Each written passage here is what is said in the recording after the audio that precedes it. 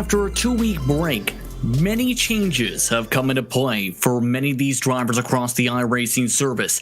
A brand new build, many different new tracks, and of course, the challenges when it comes to competing for a championship after a 2-week layoff. Tonight, the top drivers of the Northwest Racing Series and its Cup Series are all set to get back on the fast track.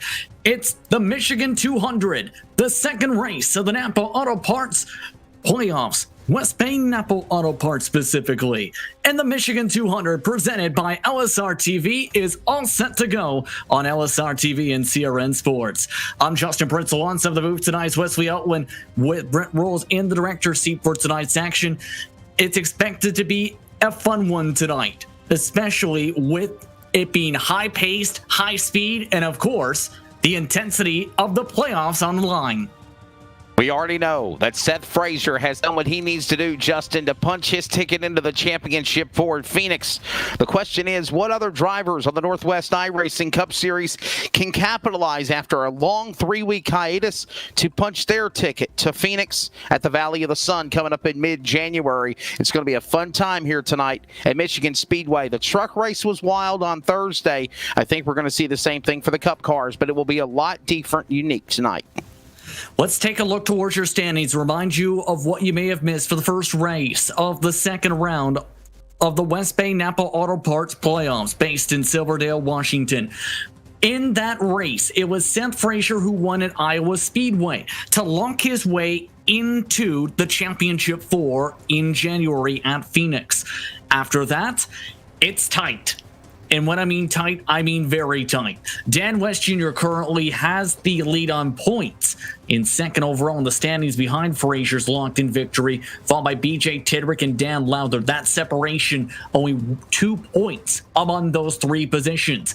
The big key point, though, is going to be the 7-point differential from the cut line. Dan Lowther and Stephen Paulison, with Carl Burke, Jeff Stabnow, and Sean Breitzman rounding out your running order. Tie between Carl Burke and Paulison entering tonight. In other words, you can't afford a mistake. We remember, I think, both of us, how crazy this race was at this track back in the spring. Tonight, you can't afford any sort of trouble. No, you're exactly right. And you think of guys like Seth Frazier, you know what he's done, 6 wins on the year. Dan West Jr. with 5. You see the success he's done in the truck series as well. And then you look at drivers like BJ Tidrick, who's got that 1 win at Darlington back earlier in the year, but he's still in that number 3 seat. Dan Lowther, that miracle story continues virtually after doing what he needed to do at Talladega to make it in, winning at Talladega. And then, by virtue, he is 1 spot away, or can I say 1 round away, by doing what he needs to do. By virtue of winning, he puts himself in the playoffs for the championship 4. But if he does have to stay in this points battle to lock in the final 4, he is in that bubble spot in 4th. And then you look at drivers like Stephen Paulison, Carl Burke, Jeff Stabnow out of the truck playoffs, but he's in the hunt for the Cup title. Sean Breitzman, he's puts himself in a hole. Justin, he didn't race the most previous event 2 weeks ago for Thanksgiving because of being with the family. He has to win, or at least climb the points ladder proverbially, to have a chance to go for the championship 4 at Phoenix. And don't forget, you have the LSR TV Best for the Rest, or the Best of the Rest award as well. Drivers are fighting for, where you have drivers like Devin West, who has been red hot throughout this fall of 2020 and competing for victories on a weekly basis. Ken Anderson, we've talked about him in the past, won at Las Vegas, couldn't make it in on points as he started off the campaign part-time before shifting to full-time. Stephen O'Hare, Tyler Kane, among those drivers scrapping 25-point differential from West to King at the moment entering tonight. A lot of big names that could break through into victory lane who are not in the playoffs on top of things that could play spoiler like we've already seen in these playoffs. Yeah, it's going to be exciting to watch, Justin. And, normally I have the privilege for the last couple of months on Monday night to be on pit road and keep up with the action. And, of course, this is hard to believe, as many races we've worked together. This is our first time ever being in the booth side by side. So it's going to be a privilege. But can we throw it down to the man that's going to be filling in for my spot tonight? And that is going to be our buddy out of Tennessee, originally from New York, Brett Rolls. Brett, what type of atmosphere, what type of experience is it going to be like for these drivers when they come up and down pit road for this race tonight at Michigan that you're prepared for? The biggest issue that I can see here going tonight, Wesley, is probably going to be the entrance to pit road. If you take a look at the track, coming onto pit road, you're coming just out of turn 4, and a lot of guys are going to be trying to hug the middle of that bottom towards the apex through the corner of 3 and 4 to be able to get a nice arc out of the corner. Luckily here, though, at Michigan, guys try to get out to that wall just a little bit, and ride that momentum out. So I think if you're able to keep that car hugged down on the bottom, close tight to that line, you should be fairly good. But, when we get 2-3 wide battle in here, keep an eye on people trying to come down for pit road, because things can get really tight, really heavy, and, things can stack up coming out of turn 4 when pit strategy comes into a play very easily here. Thank you very much, Brett. We'll be hearing a lot from him throughout the race tonight. Again, tonight's distance, 100 laps, 200 miles, a 2-stopper on the fuel. But if you are really solid at fuel saving, you can make it on a 1-stop, but it's tight to where you have to hold in the clutch for several laps straight. A couple drivers in the eNASCAR Coco iRacing Series were able to attempt it, but very tightly attempted here at Michigan back in the summertime, as well as at Auto Club Speedway. On top of things, drivers are currently in the mix of preparing for solo qualifying. These drivers currently ready to run pace and laps expected in the 38-second bracket towards the front of the field. It's also one of the largest fields of the season, Wesley. 39 cars have come to the Irish Hills of Michigan to race tonight. How about that? What a car for over close to 40 drivers ready to punch their ticket and have fun here for over 200 miles, 100 laps. And, this is a very unique racetrack, Justin. We talk about precision banking. We talk about the opportunity to see 2, 3, maybe even 4 wide racing here. And this facility offers just that. When they come off of turn number 2 and they sweep to the back straightaway, you'll possibly see 3 and 4 wide racing. And as it gets down to the end of this event, as we await qualifying down to the finish of the race, I think drivers will do everything they can to try to punch their ticket into Phoenix for the championship 4. But in addition to that, this is the last hurrah for the next couple of weeks before we do take that long holiday Christmas New Year's break. And then when we come back from there, it's crunch time. Michigan this week, New Hampshire next Monday night, and then we take this long break for the holiday season. When we return back in 2021, it will be one round to decide from Texas who goes to Phoenix to fight for a championship. Can we see Seth Frazier continue his momentum ways, look for his 7th win on the season tonight here at Michigan, a track he could do well at, a track he could take gambles at? I think of Sean Brightsman and the things that he does so many times. And I think, if I'm trying to remember correctly, it was right here at Michigan where he won a crazy race, where he took a gamble of not pitting, taking tires, but just making a fuel stop, splash and go, and he went on to win a race. So a lot of crazy things could happen here at Michigan tonight, Justin. Absolutely. And of course, remember, it was Bruce Lee Weaver who took the checker flag in the spring here in what was an underdog victory at the time. He did not make it to the postseason, however, via points, could not make it to the top 16 requirement. Of note, as drivers wrap up their meeting, track will open up in 10 seconds. Eric Cheney elected to once again take the time to qualify right in the middle of the drivers' meeting. That means he will start at the back of the field for today's action with an ended longest line penalty per tradition when it comes to Eric Cheney. For the rest of the competitors, they have now been given the green flag for qualifying, 10 minutes on the clock to try and determine where they will start for tonight. And the first of the cars have now made their way onto the racetrack with various different methods of how to get rolling. It's Robert Hodel among the drivers who are off and away first. Dan Lowther, Joshua Marcy, Ricky Boser, along with Bruce Lee Weaver, BJ Tidrick, and Dennis Moore, your first drivers on the racetrack.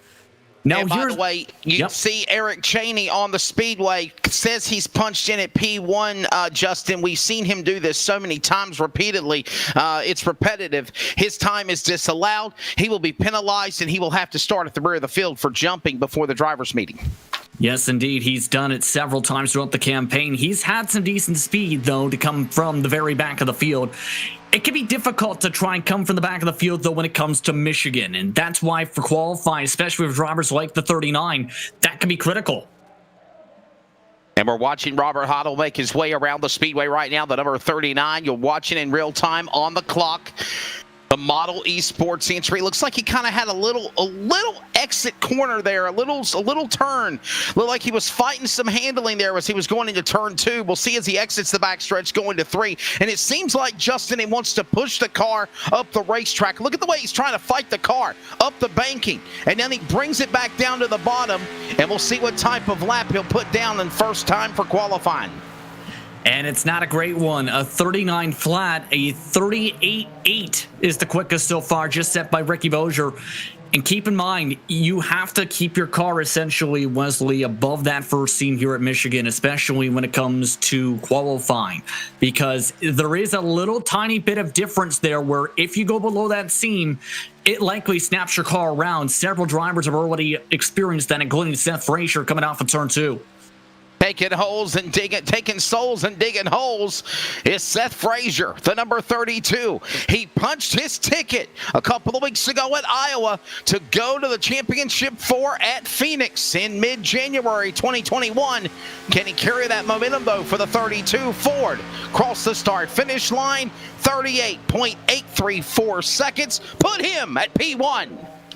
BJ Tidrick changes that quickly, though, with a 38.7. So the time's flying by and quickly so far, to say the very least, across this racetrack. Among the drivers you have to keep an eye on that will be making some of their first starts of the season of note. Justin Lee, expected to be very quick. And the number 66, Cole Raz, is back in the field tonight. He's been quick the past few weeks. Chris Sherburne, a longtime veteran for this series, back for the first time in a long time, since about 2019 in Northwest Racing Series action. He's on the racetrack tonight as well. Saw that Winston Noble Ford of Tidrick, and now we see Chris Sherburne in the number 28 machine. It's actually scored as the number 15, but it's got the Texaco Haviland colors of one of the greats out of Hueytown, Alabama, Davey Allison. As they work their way out of turn number 3 and 4, that Mustang hugs the bottom of the racetrack, and just like we saw with the first car we had mentioned, a Bottles car, it is doing the same thing, fighting up the speedway. And I've seen several times a lot of these cars, Justin, having this issue, and it could be because they're literally got their car set for race trim and they're not got a mock qualifying run position ready, and it's causing these cars to want to just drift up the racetrack, drift down the racetrack, and you're having handling problems.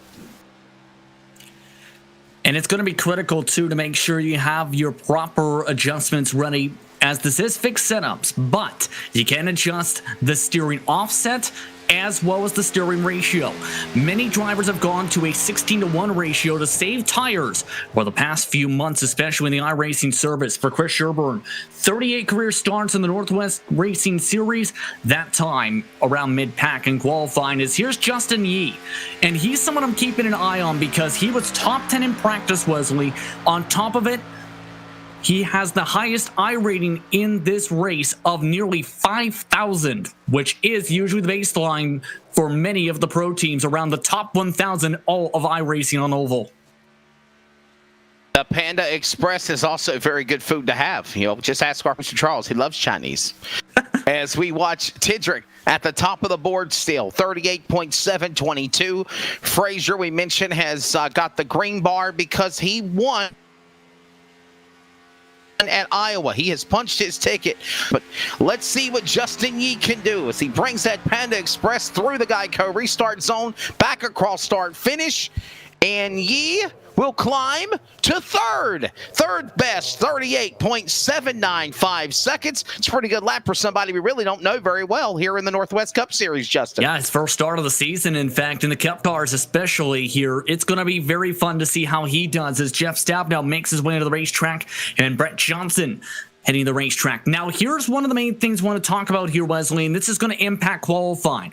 Want to bring up the track conditions because while they have cooled down in this session, surprisingly, here's the thing. With the hot track temps, it's expected to get hotter now during many of our races, especially at tracks like Phoenix, because one of the main adjustments build-wise is now the track will heat up more quickly as the cars build up speed around the racetrack and race around said racetrack. On top of things, dirty air is back into a major effect as of this week, which could impact some of the drivers today, especially with this blistering hot temp of 114 degrees. Wow, look at that. Yeah, that's going to really, really change things up. And then you got that wind blowing. It's not a very steady wind like a gust wind, but it's going to be a wind of around close to 10 miles an hour. And, you know, Justin, the track temperature, and we saw this in the truck race on Thursday night as well, it's going to really, really change things up. And I believe once we get 40 cars out here at one time, probably about halfway through this race, around lap 50, this is really, really going to jump up to about 120, 130 degrees. Yeah, possibly. And it's been coming to that case at a lot of the tracks like Atlanta. It's gone up 10 degrees over a course of 100 lap race, for example. It could get hot today, to say the very least. The in-sim day is August the 9th, mind you, and it is around 3 p.m. in-sim time. So very hot. We'll have to see how the track conditions fare out as Jeff Stabnow worked his way around the wall in the first lap. That's also another major thing, Wesley, is for a couple tracks in the closing stages, that can be critical as they've added side force to the walls. It's a 38-1 after building up speed with the side forces. Jeff Stabnow to 5th. Jeff Stabnow doing what he needs to do, like we talked about. He got eliminated disappointingly after a dismal playoff run in the opening round of the round of 16 to advance to the round of 8 for the drivers of the Truck Series. But again, he is still one of those drivers that is in the catbird to run for this championship in the West Bay Napa Auto Parts playoffs for the Cups. As he's again watching Brock Denny in this 64, this metallic-looking 64. Very sharp-looking number there. It looks like 1 minute it's a different color compared to another angle, and there you see it, blue to green to silver. I like that number design on this sharp looking car. Stealth Machine 64 Chevrolet cross the line. Where will he end up? Brock Denny, he will stay in the top 10. He'll climb to 4th. That's a good run, 38.808. Yeah, some great runs in qualifying, but the interesting thing is a few drivers have elected not to qualify with this large grid. Toby Ritters, Stephen O'Hare, Scott Hutchinson, Tyler King, Dan Stuzzi, and Bryce Beatty will not be able to get a time off unless they get on the racetrack in the next 5 seconds or so. In other words, they may be electing to start towards the back of the field for today. And from what it looks like, BJ Tidrick may end up being your pole sitter at the end of things, Wesley. What a time for him, a 38.721, 2/10 quicker than his practice time. Yeah, for sure. BJ Tidrick, again, also, as we had mentioned, in the playoffs in the number 3 seed right now. 1 win, it came at Darlington, and he is trying to do everything he can to allow this opportunity. As we have a car that's roaring on the speedway, but we're trying to find out who the car number is qualifying. I think it's BJ. He was getting practice laps. Just getting practice is what I'm being told. Yes, it is, and there he is. And, you know, he's getting practice, and he's got to be happy about that, Justin, because he knows all these other laps is just to make this car better for the feature. Yes, indeed. Practice laps going to be very critical for today, especially since track position, as we talked about, can be so critical. Here's one driver that's going to be deep in the field. Here's a shocker. Chris White, 29th in qualifying. That's one of his worst starting positions all year for him, with a 39 flat, 3/10 off the pole.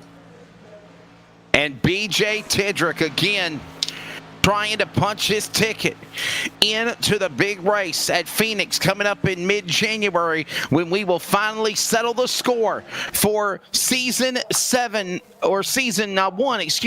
of the Northwest Cup Series West Bay Napa Auto Parts playoffs. And now the field is gridding. This should be an exciting 200 miles, 100 laps here at the Irish Hills of Michigan virtually, Justin Prince. Yes, indeed. Let's take a look at your starting grid for tonight's running of the Michigan 200. 100 laps on the docket as BJ Tidrick will bring to the green flag. As we take a look at set grid, brought to you by ComServe Wireless. Cole Raz will start the outside front row as he continues what's been a dominant past couple months in this series for him.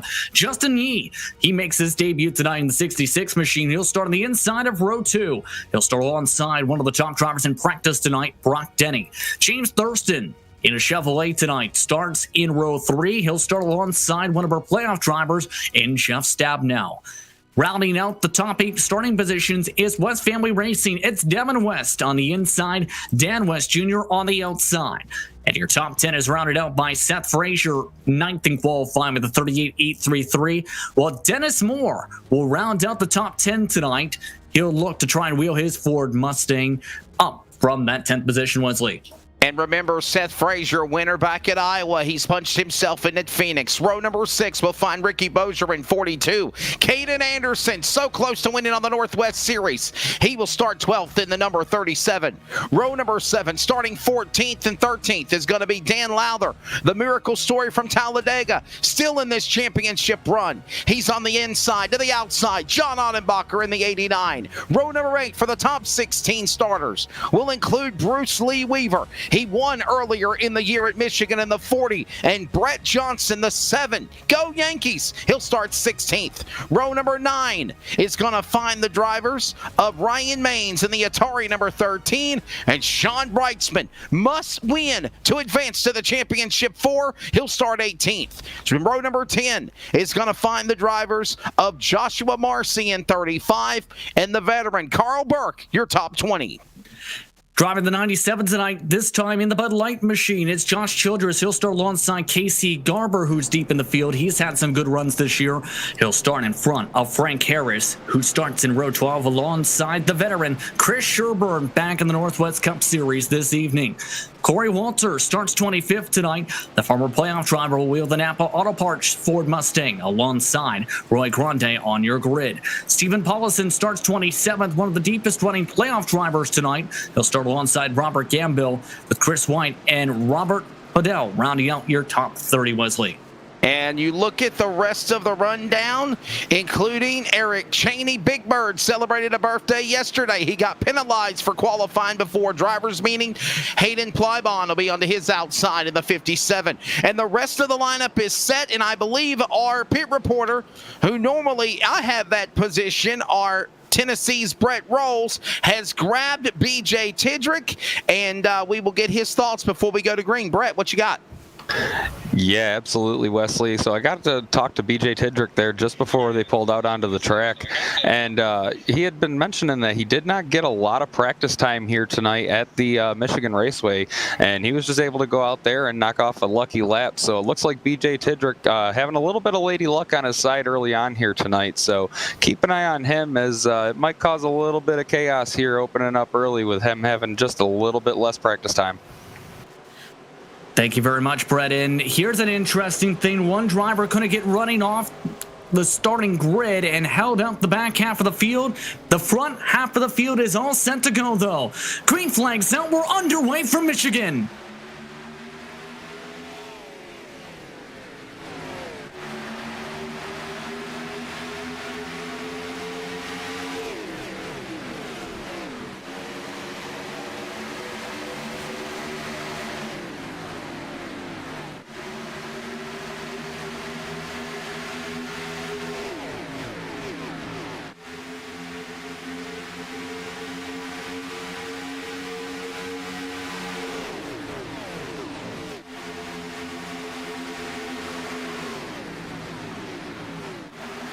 And a good start for your race leaders, as Justin Yee already with a big shove to back into some of these cars. 3-4 wide down the front stretch for the middle of the top 10 as Tidrick leads the first lap. What a crazy start for everyone else. About Seth Frazier on back, though. Over 40 drivers of the virtual fraternal order at Go Fast prepare to giddy up and gallop in the opening, going off too. Here they come at speed. Tidrick leads. Raz, coming off a win in the trucks the other night, sits in second. Yee, a man we've never heard of this year, coming to third. Denny West, top 5, and they're single file now as they go into 3. And this is going to be one of the tricky parts, is being able to make sure you have the tires last throughout the race, Wesley, because right now the draft pole is huge. We've seen that in real life, especially at some of these racetracks, the 2-mile circuits in 2020, the NASCAR Cup Series. You try and push your tires hard like Cole Raz on the outside for the race lead, they may melt later on, or you'll have Tendrick weeble wobble his way out of the race lead. Yeah, you got to know when to make your right move, when to hold them, when to fold them, walk away and run as well. Sounds like lyrics to a song, but it's also this theory of what's going on right now to the back straightaway in 3. Raz will pull up the racetrack. You'll carry Yee with him as a wingman. Tendrick will now fall back to 3rd. It's Cole Raz now showing his strength in the Chevrolet number 10 as they work off turn 4. He'll lead as they stay top 10 single file across the stripe. And already 3 laps down, and this is a track known for green flag racing. Justin Yee looking to make a statement. Up to the race lead he goes. Justin Yee up to the point in the Panda Express machine. And the interesting thing is, that paint scheme also has significance. You can actually use a code, apparently, to get an extra piece of orange chicken with that car. Yes, we love chicken. And there's Yee on the bottom. He's going to carry Raz with him. The Winston Noble colors, the Panda Express number 10. You're behind him. This is the front bumper of Tendrick trying to move to the inside. Caution. John Annenbacher, Josh Childress tangled up as they spin in the infield grass, and we're quickly under caution. Oh my goodness. Got a couple other cars down in the infield grass as well. The 38 machine. And here's the replay. Now we'll take a look, and it starts around Annenbacher and Childress, and we talked about how difficult some of these drivers had been handling their cars. Annenbacher just nearly snapped it. Victim of circumstance for so many others. You see them. Once Annenbacher lost it, fishtailed, shot up the racetrack, collected a couple of other machines as we had mentioned, and then you're just along for the ride. Taking a look with Odell. For those watching on LSR TV, essentially nowhere to go, Wesley, for him, where he's just driving, and then, bam, incident. Yeah, watch this. Listen. Oh. Huge hit. And I think they get one fast repair, and that's it. And this kind of, pardon the pun, sucks when it's in the opening 5 laps of the race here at Michigan. So a big incident on lap 5 brings us under caution, and pit road is open. Brett is standing by. Yeah, it looks like everybody involved in that wreck is going to be coming down, possibly to get a fast repair here, Justin. As I look here through the field, it looks like the rest of the field going to be coming down as well and getting tires here. So it looks like tires are going to be the benefactor for a lot of cars here. If I had to guess, I'm going to say maybe this tire strategy might come in pairs, as I'm not sure if everybody came down or if there's a couple of cars that missed it. But there's definitely a lot of people coming down to get some adjustments made on their machines here early on.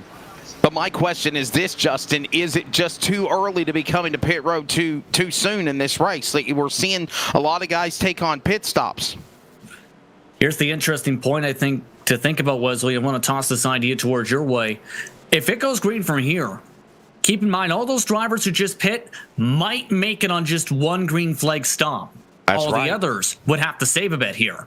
And there's 13 who are trying to stay out here. I got a feeling that we're looking at a long green flag run here sometime in this race, but I do believe as we get down to the waiting moments, we'll probably see the visit of the Banana Republic flag. The caution will come out, and we'll see everybody come to the pit lane. I really don't think that fuel factors or tire conservations is going to be a factor here in this race at Michigan. At least that's what we saw in the truck race on Thursday night when Cole Raz finally won. So, and look who's up there now, the 32, Seth Frazier. And the reason I say that, Justin, is we literally saw Dan West Jr. We saw drivers like Sean Brightsman in the Cup and the Truck Series playoffs in the first round, literally repeat winners. And we're going to see if Seth Frazier can do the exact same thing. Though Bruce Lee Weaver won Michigan, Seth Frazier put his hats in the card for a crazy shootout here back in the spring. It's going to be interesting how these drivers playing out here. Coming to the start of lap 8 for the green flag. 1 to go signal. It's Justin Yee in the race lead, followed by Tendrick, Frazier, Bozier, Lowther, Moore, Marcy, Brett Johnson, Walters, Carl Burke, your top 10. The first drivers who pit were Cole Rads and Brock Denny, who are both on 2 tires. So was Caden Anderson. Everybody else outside of Hayden Plybon took 4 tires and fuel and or used a faster pair under that caution. Of note, technical issues to Stefan O'Hare has triggered an end of longest line penalty to the 41 car. A rough night for him, while Robert Gambill with technical issues is your first current DNF for the time being. Bryce Speedy did not make it to the start.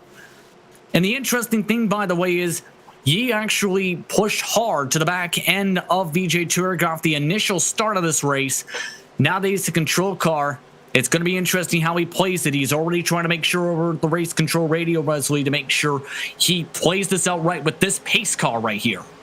The pace car will drop back onto the pit lane. They'll make their way back inside the Geico restart zone with Yee on the inside, Tidrick on the outside. They will set the pace and get the race back to green. Underway, past the start-finish line, inside lane for Yee. He'll open up about 2 car lengths, maybe more, over the winner of the race at Iowa, Frazier, to the inside as they go into 1. And already up to second is Seth Frazier with the quick pass. The bottom line is the preferred line off some of these launches. However, who's going to play the lines the best as Tidrick now forced up to the top line already, 3 wide in the middle of the pack right behind them with the cars who just pit. Tidrick already shuffled out to 4th spot. Dan Lowther bringing Dennis Moore with him now as PJ Tidrick goes backwards. Green 63 down to the inside for that snowflake win for the Northwest Pro Late Model event a couple of weeks ago at Pensacola. He now sits in P4. Tidrick falls back to 5th. The man out in front, Seth Frazier, the 32. He'll lead, and we got cars on the pit lane. Down to you, Brett. Yeah, we got a couple of cars down here on pit lane right now, Wesley. It looks like some people may have had a couple of incidents out there, as I'm not really exactly sure who is on pit lane right now. I do believe it's going to be the 97 of Josh Childress. He's going to be scored 1 lap down here, Wesley, as it looked like he had a little bit of damage to the back end of that race car when he came down pit road. And I'm wondering also, Justin, did Josh Childress maybe get a penalty, and that's why he had to come down to the pits as well? I don't think he used his faster pair, Wesley. Twice. He missed. I seen a little bit that he missed his box the first time. The second time, he did not use it, and that's why he is now way off the pace and already out of the draft. Big mistake as Justin Yee to the race lead. Coming up to 10 laps into the race, the Panda Express car up to the point once more in the 66. Yeah, this is the second time Yee will take the lead. He'll power up on the inside and power push up in front of Frazier's car. Bozier's there. And this continues to be a draft fest up towards the front. Frazier now with a run, takes it to the inside. No tire saving up front. Bozier now trying to make a move. The drivers who came to pit the first in those groupings are closing in on these cars, keep in mind. Cole Raz, Caden Anderson are working together and are already up to 8th and 9th as Ricky Bozier has clean inside track, looking to use the clean air while Frazier tries to continue right up top. Here's the look from Dan Lowther up top.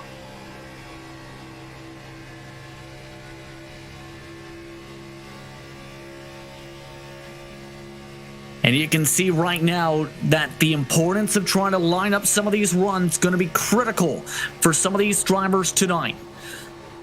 For Dan Lowther, currently scored in 7th position. Underneath him is Caden Anderson. Dan West Jr. also coming in and through on 4 tires, as all the Freshie tires are starting to come through on the short run. And you can see just how much extra room you've got here. Oh, as you see a little bit of contact there, he's going to get shuffled up to the top of the racetrack. I'm not sure exactly who got into him there, as it's going to shuffle that positions back. It looks like he lost about 6 or 7 positions there, Justin. And that's one of those tricky parts here when it comes to this racetrack, is trying to stay in the preferred bottom line right along the edge of that first seam. You run below it, you likely snap loose. You run above it, you likely cook the tires, to say the very least, Brett. Up in the race lead, though, it is Curly, Frazier, Yee, and Bozier still. All while Dan West Jr. is now leading that 4-tire charge. And Wesley throwing the opportunity of, is it too early? Well, those 4 fresh tires can be a big-time boost in the short run. Oh, absolutely. And if there's any person that is deadly when it comes to having fresh tires on this simulation, it is going to be the Dan West Jr. I just noticed from a couple of races that I've seen him in, Justin, this guy is, through and through one of the best talented drivers that I've come across that, isn't really in the Pro Series picture.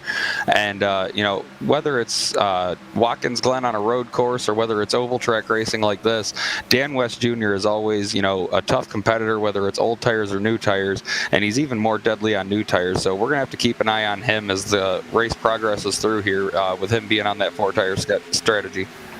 That 4-tire strat has seen him now go to the race lead. Dan West Jr. to the point in the 55.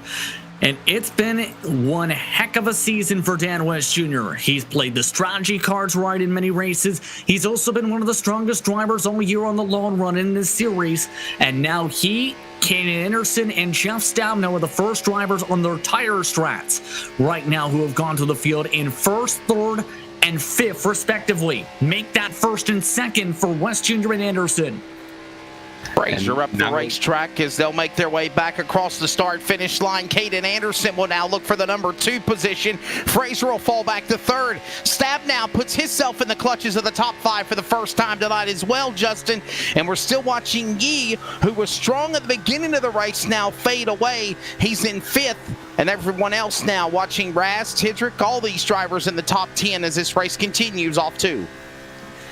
And you can see with some of these moves too, and you're going to have this happen tonight, Wesley, where drivers will be very protective of that bottom line for the corner entries. Sometimes they'll do essentially a draft snake. Sometimes they'll go for a bit of a block. Sometimes they'll just go right up against the wall and make it to where you have to try and pass them low, and they defend you back on the high side in turn 2. There's many different ways it seems to go about it, Wesley, based on racing experience. And then we look at Stabnow when you see him zigging and zagging and going high, going low. He's on the top side right now. Now he'll bounce back to the inside. He'll try to get that run around Frazier on the back straightaway. They're going to go side by side. Better advantage on the bottom for Stabnow. He'll clear Frazier as they go for that spot into turn number 3. And Justin, Jeff Stabnow was in one of those situations where he has to win. No, he's not that badly in a bad position. But if you win, you go to Phoenix. And he has had some bad luck here in the last couple of weeks. Yeah, that's an understatement and a half, especially with some of the DNFs, especially with some of the damage, especially with a couple cases finishing without a front clip. But it's already looking like the drivers who elected to pit are in a great spot. It's 1, 2, 3 fresh tire cars. Then it's Frazier, Yee, and Cole Raz is now up to 6th. He's the 4th driver on that strategy. The rest of the drivers who pit, though, Wesley, they have gone nowhere. They're 12th on back. Yeah, and that's one of those situations of, if you pitted, you would have thought that it would give you track position, but it just doesn't seem like it's working that way for them. As we watch them come across the start-finish line, there's Corey Walters. He's one of those drivers that is out of the run for a championship for the Cup Series, but he is also in the Truck Series contention. In this Championship 8 round of 4 contenders. And the Truck Series will be back in action on Thursday night at New Hampshire, the Magic Mile. We're here at this 2-mile facility in the Irish Hills of Michigan. We go to the Magic Mile Thursday night for the trucks, and the Cup cars will be there as well for the next race before we take a long break and come back for 2021. Then you've got that crazy race at Texas, which will be a wild card, no limits. And then we see who will be the champion for Phoenix. Across the start-finish line, you see a gaggle of cars, and that battle goes on inside the top 10, top 15. There's Stephen O'Hare up the racetrack under attack by some cars as they go into the corner. These are some of the drivers in the best of the rest competition presented by LSR TV. Of note, Frank Harris, Eric Cheney, as well as Toby Ritters have all ducked down to the pit lane for various reasons. For Ritters, he's out of the race.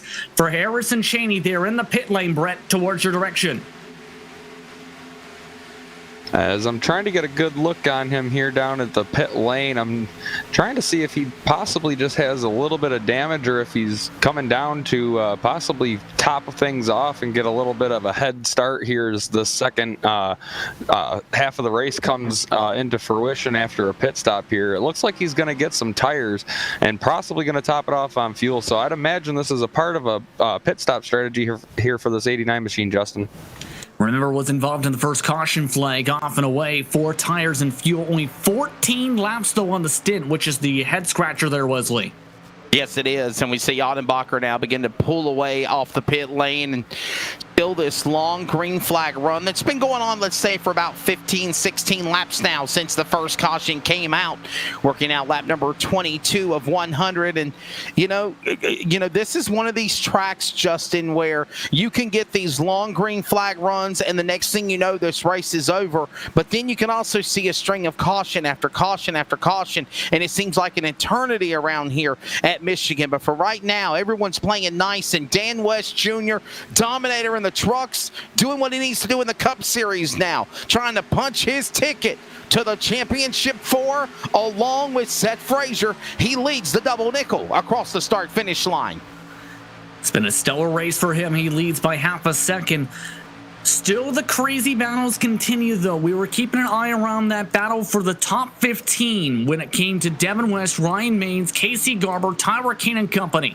They've been running 2-3 wide. This is where Sean Brightsman, mind you, is still at. He has lost positions as this race has gone on. He's not been able to get his way through this grouping. Working his way out of the back straightaway, Ryan Maines now under attack. He's gone from the Atari colors to Armor All, number 13. Closes in behind Devin West in the 5. And in front of him, behind him, is going to be that 41 machine. And that's Stefan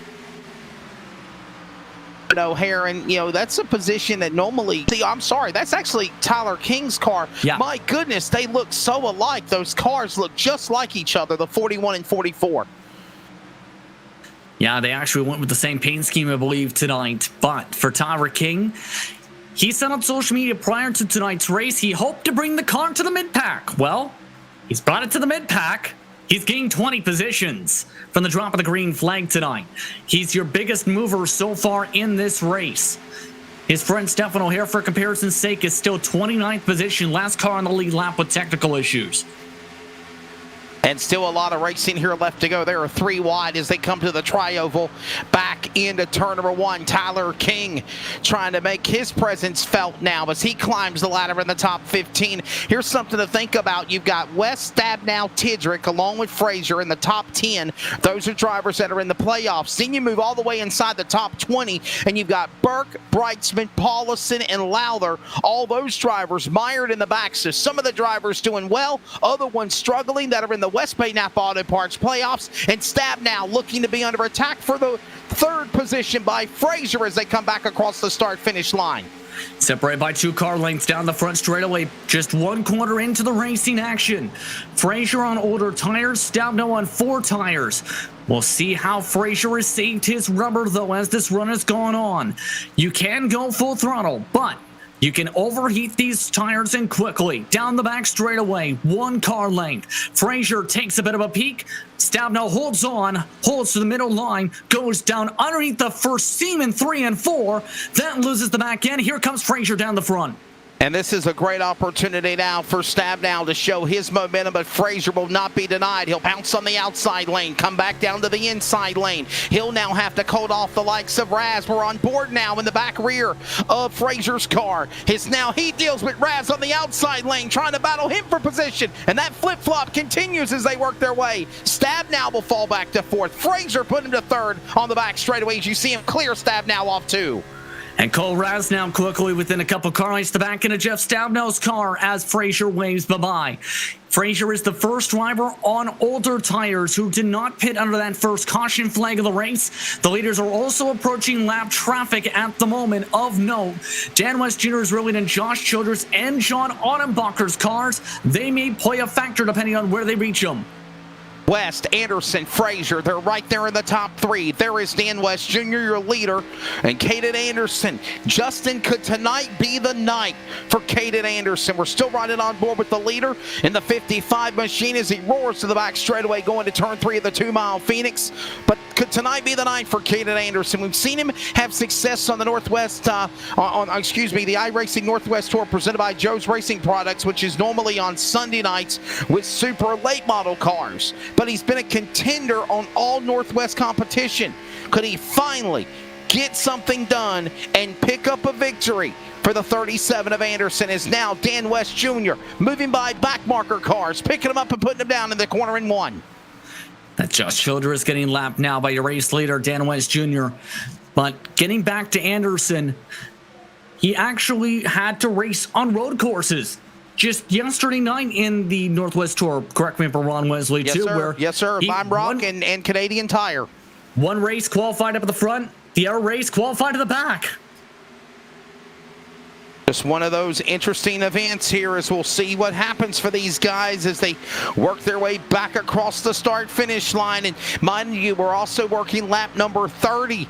Under 70 laps to go now with West out in front, but not by much. I mean, one wrong slip by West. If he even gets mired and stuck battling lap cars, it's going to give Anderson the opportunity to pounce on him. And there you see that Harvest machine, number 37. He's there. Stab now on the behind Frazier as their third and fourth. Raz in the top 5. Razzle Dazzle, Cole Raz. You know, Justin, he's going to be one of those drivers that, well, I was down at the Snowball Derby a couple of weeks ago. I was talking with Ricky Brooks. I was talking with Nicholas Rogers. There were people that I was speaking with that are officials on the Spears SRL Southwest Tour, and they were saying, you know, yeah, we got Derek Thorne. Yeah, we've got Jeremy Doss, but we're really going to keep an eye on this young man, Cole Raz, and his upcoming career in super late model racing. Well, I think the same could be said about what he's done in this Northwest Series on iRacing every week in the Supers, the Cup, the trucks. He finally picked up a truck win the other night at Michigan.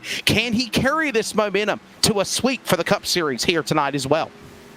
Still fighting for fourth position, and glad you brought that up. Was a lot of the momentum he's been showing.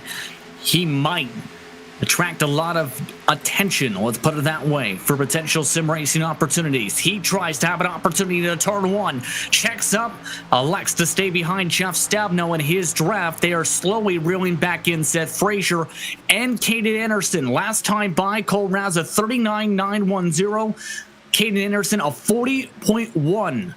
Right now, Raz is quicker than your race leader. Downside, it's a 2-second interval between him and first. Stab now, and there's Raz. I'm sorry, that's actually Yee. No, that is Raz. Yes, it is. Yes. Those cars look very a lot alike. There goes Yee up there on the racetrack, along with Tidrick, the pole car, and notice some kind of a little separation here. And I think we're right in the middle of the green flag run as we talk about, Justin, and everybody just kind of, you know, holding their line, going top, going to the bottom, but really just kind of settling in for this midpoint of the race, I think, as we're approaching halfway here very quickly. Battle for second, Caden Anderson dive from underneath Seth Frazier into turn 3. The purple and black machine up to second as he parks the bus. Big checking from Anderson. Nearly runs over the back end of Frazier. Ooh. Heads towards the quarter panel as here comes Stabno and Raz down the front stretch. What a major park the bus moment from Seth Frazier to clear on by Anderson.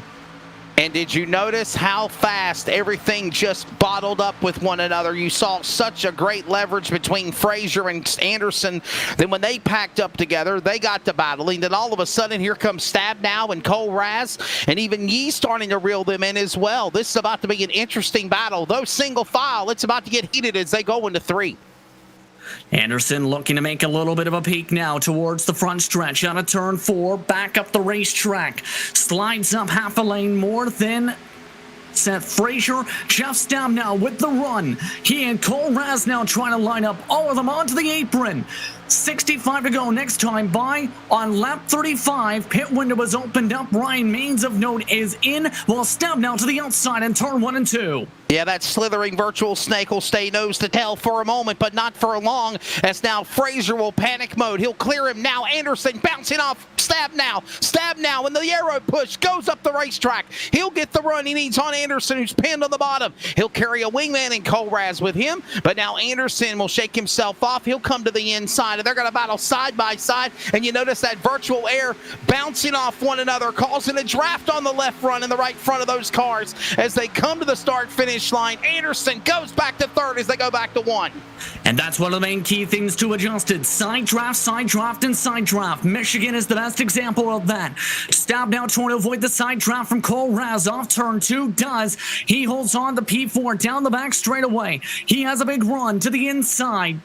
Trying to take it away in turn 3 from Cade Anderson. The Harbor Chevrolet forced up to the middle line again. The Walls Beer Co. machine to the bottom side once more. Fraser is ran away by almost a full second as a result of this fight. Stabnow back on the inside. Anderson with a pull down on the outside with 64 to go. And here comes Stabnow back to the bottom. He's going to carry Anderson on the outside lane, and they're going to stay nose to tail, side by side now behind that car. Here comes Stabnow back to the bottom. Anderson on the outside. Carry Raz with him as well. He just can't seem to close in and make it a 3-car battle. That heats up again off 2. Raz will now go with Anderson for a moment as they go to the back straightaway, heading for 3. And Raz going with his friend now, trying to give a little bit of a draft push. Down the track goes Anderson. He blocks Stabnow. Raz now trying to get to the corner panel with side draft. As Seth Fraser electing to come down and pit, he starts off the top 5 pit window, Brett. He's going to you. Absolutely. Seth Fraser coming down pit road right now. It looks like he's coming just about up to his pit stall here, Justin. Not sure exactly what the call is going to be here, as I'm guessing it's going to be 4 tires and a full tank of gas, but you never know. 2-tire strategies could play out, especially with 1 pit stop races, to try to get a little bit of extra ground for a later stop. The right sides are going to go up, and it looks like he is going to put that side down. The crew's going to go around to the other side, and it's going to be a 4-tire and fuel stop here for Seth Fraser. He's still and here's something to think about, Justin. Whenever he exits off the pit lane, as he's doing so right now, that car is going to be fast than the rest of the pack. Watch him come to the front. Fall for about 2 seconds, and he'll come out of the pits near side by side with the side by side fight between Anderson and Stabnow. That's now for second. Anderson and Stabnow trading a bit of paint off of turn 2. Anderson still holding on as Fraser comes out right next to them. He might play a factor in this battle as Anderson now goes to block. Cole Raz now tries to go up to the high side. He goes for the earlier let off the gas. He elects to go back to the bottom line, trying to cut underneath as Fraser now drives by on the fresher tires. 2-second difference on fall off. Yes, sir, and here's what we were talking about. You see how Fraser, he come up to speed and he just bypassed everybody like he was on the interstate left lane, the power lane, clearing these cars. But again, here's something to think about. Even if you got fresher tires, 3 cars in a pack can be better than 1, even with fresh tires, and we're seeing that. But eventually, Fraser shows his power and momentum and pulls away, and now we've got Anderson powering from Stabnow. Stabnow about got some contact with Cole Raz on driver left, and that battle now heats up again for 3rd and 4th as they go in the corner. It is still Dan West Jr., almost gone by 3.5 seconds. And keep in mind, all of these drivers may try and push you to as deep as lap 50. For Seth Fraser, he has a 2-stop race now in his grasp on the fuel mark. Down the front stretch, Anderson holding on. They have lost 3.5 seconds to the race leader in all of this scrapping. Cole Raz now with the run goes underneath the first seam. Can't get to the inside of Stabnow as they go back down the back straightaway. Got some questions in the chat box asking where our colleague and partner Greg Rentz is at. You know, normally I'm on the pit lane. Greg's in the booth with you, Justin. Greg had a family gathering or a family emergency. We're not really certain of the information. It was a family gathering, not an emergency, so I don't want to get anybody any fake news, but he had a family gathering, and for that reason, that's why he is not here tonight. But nonetheless, we're enjoying this one here at Virtual Michigan as we approach halfway. Dan West Jr. leads. He's nowhere in sight, but this 3-car battle for second continues with Anderson, Stabnow, and Raz off turn 2. One of the craziest battles all season as Stabnow once again tries to sidetrack Canyon Anderson's left rear. Drag race back into turn 3. Once again, Jeff Stabnow. He has several times been in big scraps with Anderson all year. Anderson, another major squeeze. Loose moment for Stabnow as he nearly spins it around. Cole Raz now to the outside. Side by side for third. Quarter panel damage now on Stabnow's car. Boy, for a second there, Jeff Stabnow looked like he was dirt tracking it there. By the way, he's getting some dirt track experience. He was running a 358 big block last night at Cedar Lake, Wisconsin. But this is not dirt track racing. This is virtual racing at Michigan on the pavement, the 2-mile entry. And now here comes Stabnow trying to close in again on Cole Raz. What a battle we're seeing for these drivers. Back straightaway, Stabnow, get knocked down, got back up again, back in the fight, and look at him running down Anderson for second again into 3.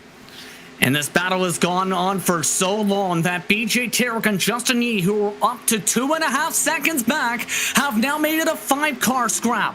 Keep in mind, Tidrick and Yee are trying to stretch the fuel as far as they can go in all this. Raz blocked up top, backs it up. Stabnow with the wider arc. Anderson still looking to try and pull away. He and his 2 tires have done masterful work. And what totally surprises me so far is nobody else has come down to the pit lane. And now we're seeing some more cars. Here comes Dan Lowther. Lowther's going to pit. He'll give up a top 20 run in the 63 machine. But while this goes on, this battle for second continues with the masses. Off turn 4, Anderson, Stabnow, Raz, and here comes Tidrick. He got around Yee. He's in P5. They cross the line as we approach lap 50. Quickly approaching halfway in this one as Cole Raz dives underneath, backs up. Stabnow with a bit of a run on the high side. He gives a bit of touch squeeze. Cole Raz backs up, back single file down the back straightaway. Who the question is, which drivers will try and make sure that their competitors are in their back mirrors? Things have calmed down for now, coming to 55 to go. But Stabnow, closest he's been in the past few laps to Anderson, trying to go lower off turn 4. Back within a car length, back within the drafting sights as he goes to the bottom. Anderson going for the defense as BJ Tidrick to the bottom. Tidrick bounced off of the car. Raz there for a second, or actually give him a little shot. That allowed now for Yee to reel him back in. This battle now becomes a 5-6 car breakaway, if you will, behind West. West has opened up the interval of almost 5 seconds or more. Anderson, Stabnow, Raz, Tidrick, you see that battle now as we hit the backstretch single file for third. And here's Stabnow looking up under Anderson in 3. Gave him a huge bump draft all the way to the corner apex just about. Stabnow pointing up the back tires just about. He backs off though coming off of turn 4. Goes to the middle line. Anderson up to the top. Cole Raz trying to build up the draft. Here comes BJ Tidrick now to make it 2x2 fighting. Tidrick now side by side. Dives it hard for P4. Takes it away from Cole Raz. So, yeah, Aunt Kathy, you're exactly right. Greg is missing a good one, and I gotta say, Justin, this has probably been the best 20-lap battle I have seen all season long for the Northwest Cup Series. Race of the year, possibly, between these drivers, and it's not even for the lead. It's inside the top 10. Stabnow and Anderson, Tidrick, all battling. Here we go again off turn number 4, and they're still doing bump draft off the side draft of each other in the line. Still side by side for position. Keep in mind, we have Brett standing by. Multiple cars at pit. Justin Yee among them. Yes. Yeah, Justin Yee come into the pit lane just a little bit hot there, Justin. Looked like he locked him up pretty good there. It looks like we got Dennis Moore, Joshua Marcy as well down here. It looks like everything's going to be four tires and fuel for everybody down here. But keep an eye on that 66 machine. Looks like he locked him up just a little bit coming into the pit. May have cost him a couple of tenths on lap time.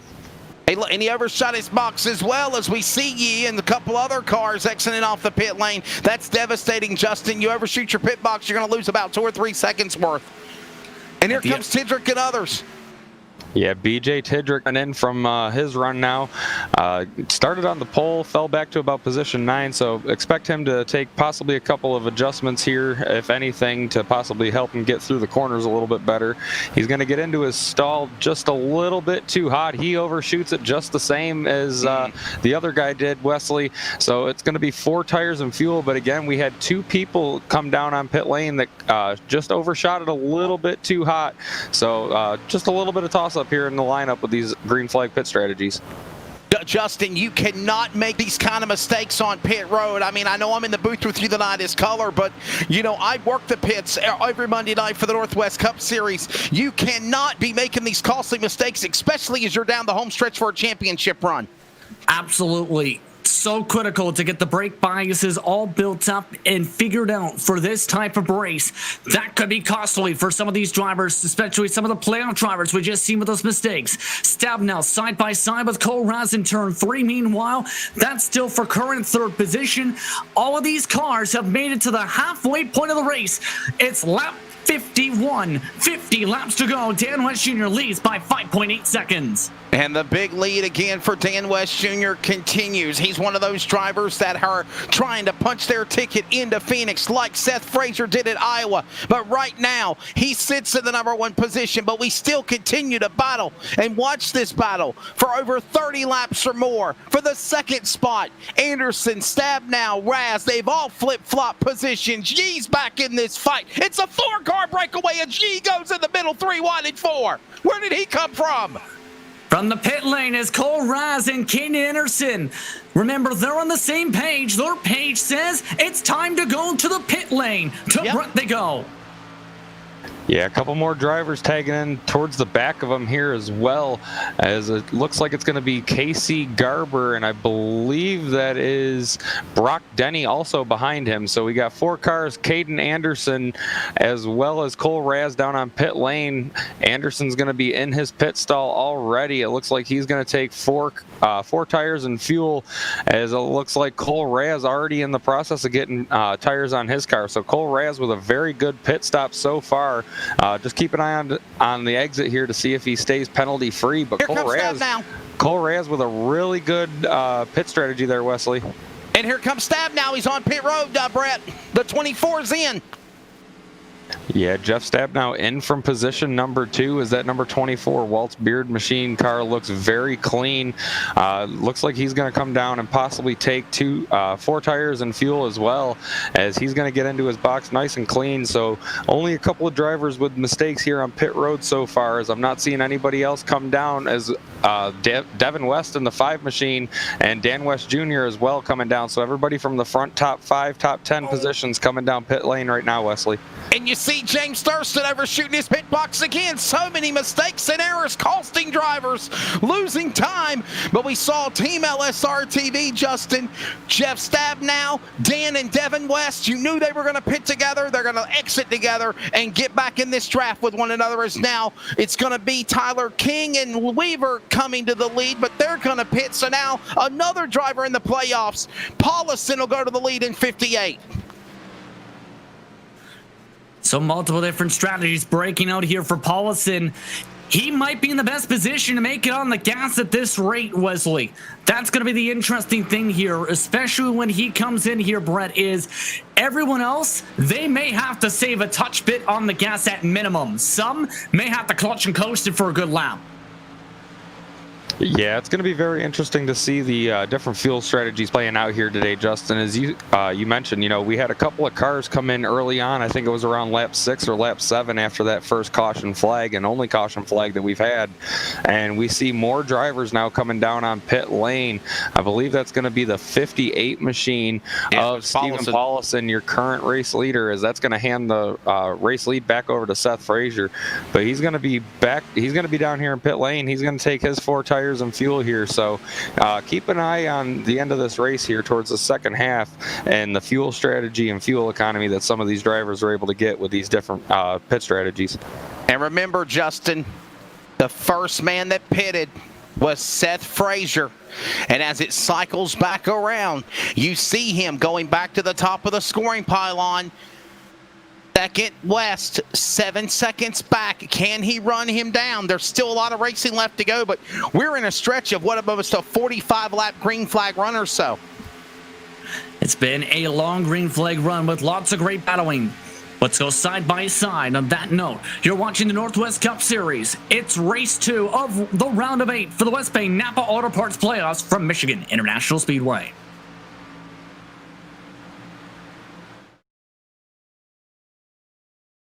We're based out of West Monroe, Louisiana. We do custom T-shirts, racing.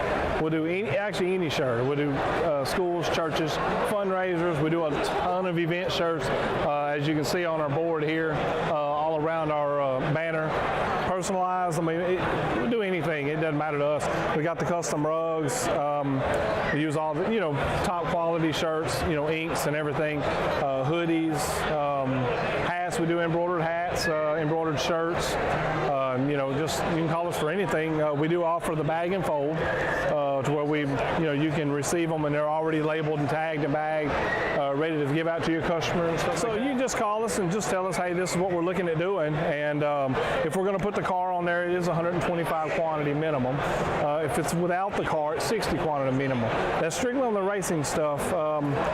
If it's a business or something, if you race on Texas shirts, it's a little bit differently. You can call us. It just depends on your quantity and ink colors. Everything is hand drawn. I mean, everything. We don't Photoshop anything onto a shirt or anything like that. Everything that we go through, everything is drawn, and which is the reason for the art fees.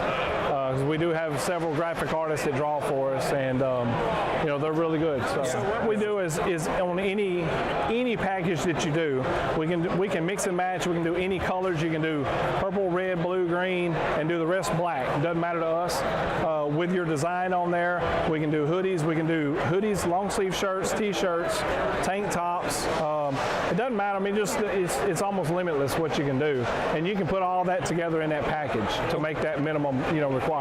They can call us 318-278-7191, or they can email us at bulletprooftees at yahoo.com, or they can go to the website bulletprooftees.com.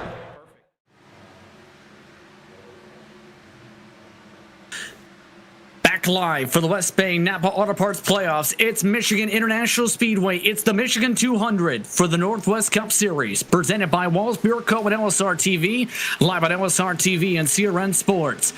In the race lead, it's Seth Frazier by more than 2 seconds on a 17-lap undercut to Dan West Jr., followed by Cole Raz and Caden Anderson.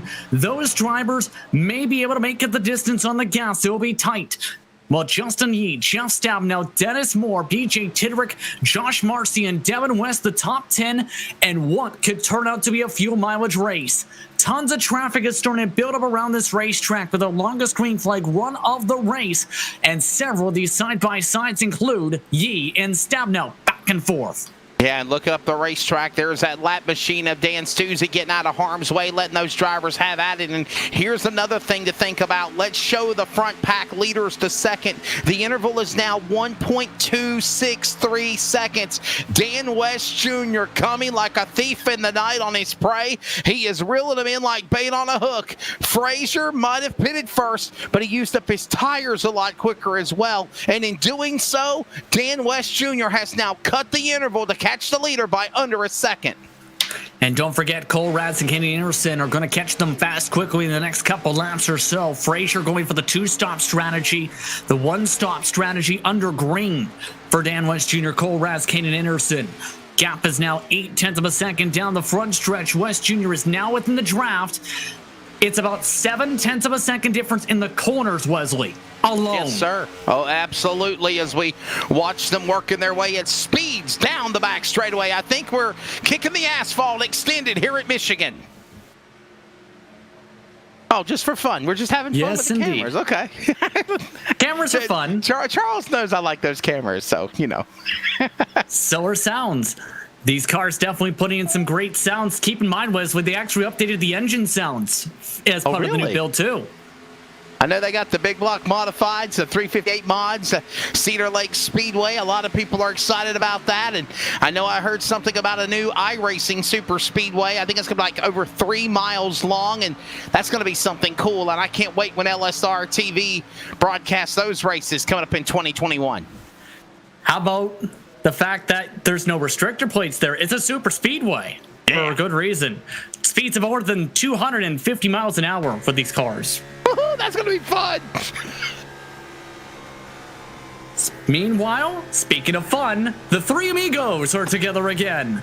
It is Cole Raz, Kane Anderson, Jeff Stabnow, third, fourth, and fifth. One lap fresher tires for Stabnow, closing in and quick. He ran them down by 0.2 a lap.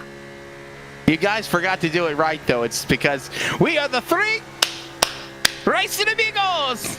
So here they come off of turn number 2. Look at the battle as Raz, Anderson, and Stabnow continue to stay in this battle for position. They have battled all day long since the drop of the green after the first caution. And I'll tell you, Justin, me and you were talking about this with Brett and our producer Charles during commercial break, during the side-by-side.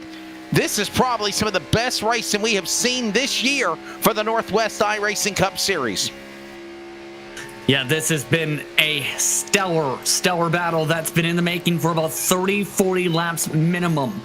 For those tuning in, it's been back and forth between these three drivers as well as BJ Tidrick and Justin Yee for a good portion of this race. 2-3 wide battling in some cases. Sometimes they've traded paint, in fact, and traded paint to the point where they've damaged their quarter panels. These cars have not given up as Stabnow to the inside of Anderson as they continue to blossom that fight. Off of turn number 4, Anderson, Raz, and that is Stabnow under attack there with him, and they have flip-flopped those positions inside and outside the top 5. And while that goes on, we've got to look at the battle for the lead because West has reeled in. Fraser does contact. Stabnow and Anderson both get together off 2. What a save by Anderson. He holds on to it. Quarter panel damage to the left rear, though. Stabnow backs up. That was a hard fight. Wow. And you had to wonder if that was going to end up happening with how hard they were fighting. Speaking of that race lead, though, guess who's on the back end of Seth Frazier? Dan West Jr., he's been saving for a good 3 laps for this.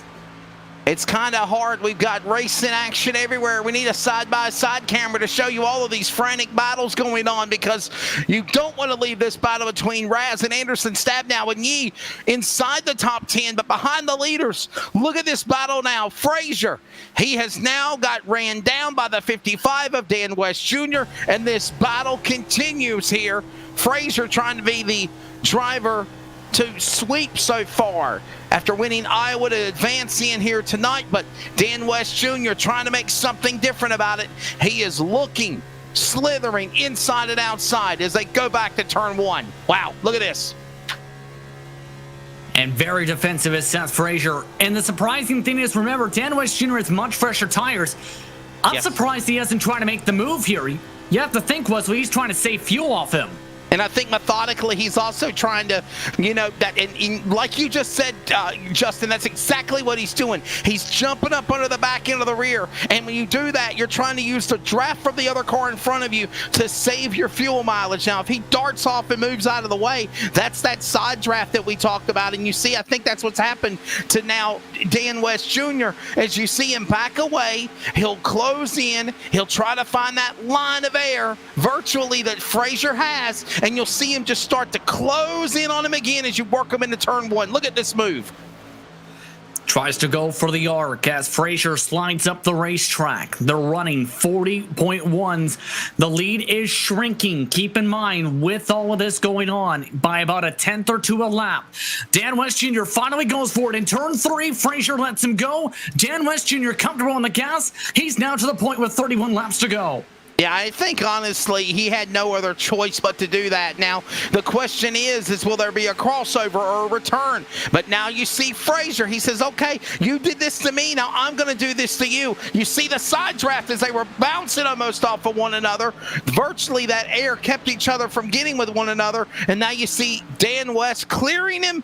He clears away from the 32. That breaks away that draft that they had from one another. And now Seth has got to try to find that line to reel him back in again. And when he does that, like we said, Justin, you're conserving your fuel. Now it's the matter of, did he save enough? Because while Frazier loses time, he is starting to gain the time back.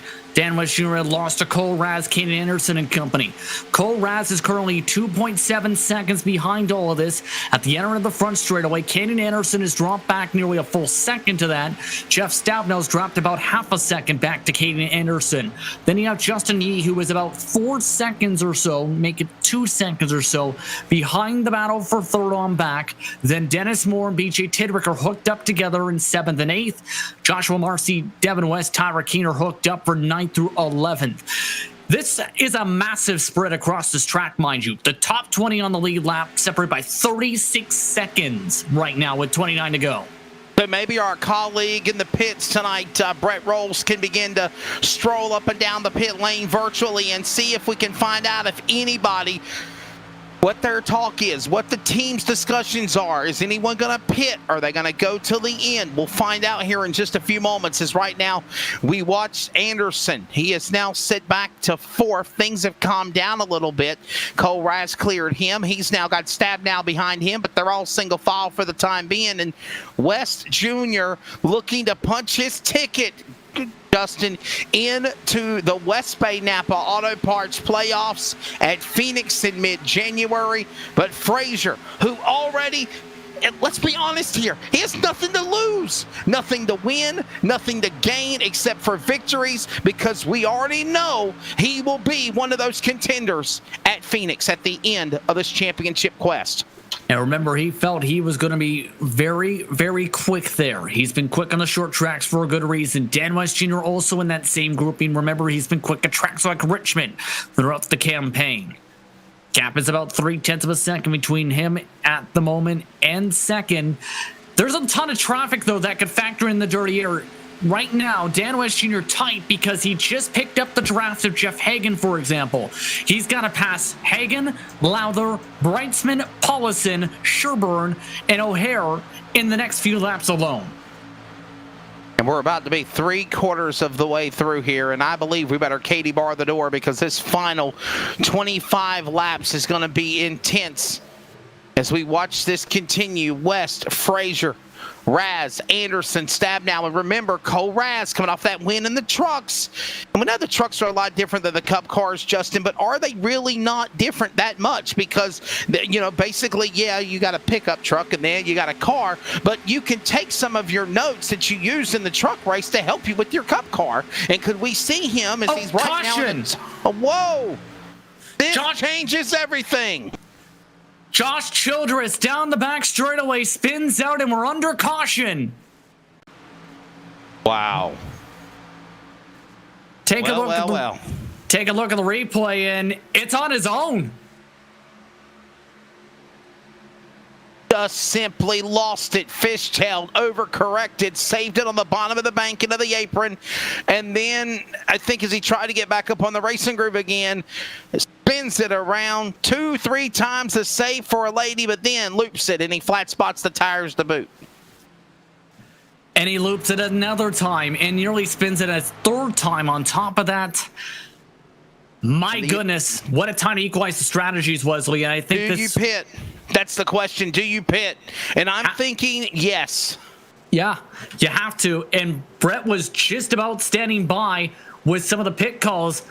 Well, things just got a little bit more simplified. Here they come. Brett. Yeah, everything getting a little bit more simplified and even a little bit more confusing down here on pit lane, Justin.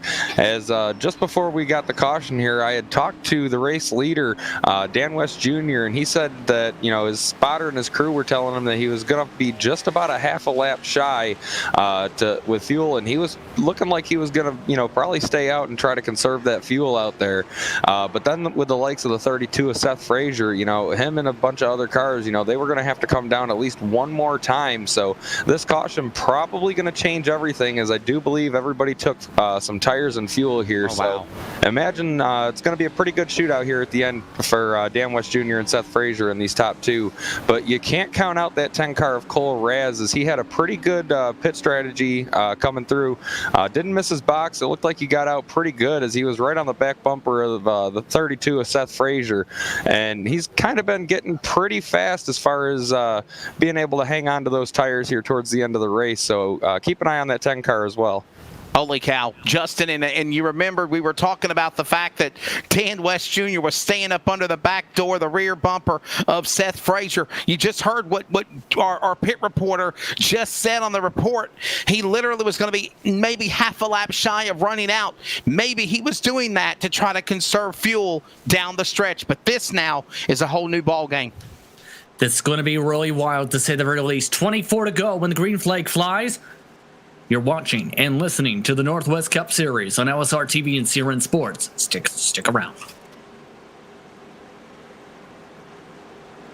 ETE Reman is the world's best remanufacturer of transmissions for import and domestic cars and trucks. Based in Milwaukee, Wisconsin, our customers are repair shops, auto parts stores, dealerships, and distributors. And with 6 nationwide warehouses, we're where and when you need us. So when you're looking for a transmission that is like new, only better, instill confidence and install ETE Reman.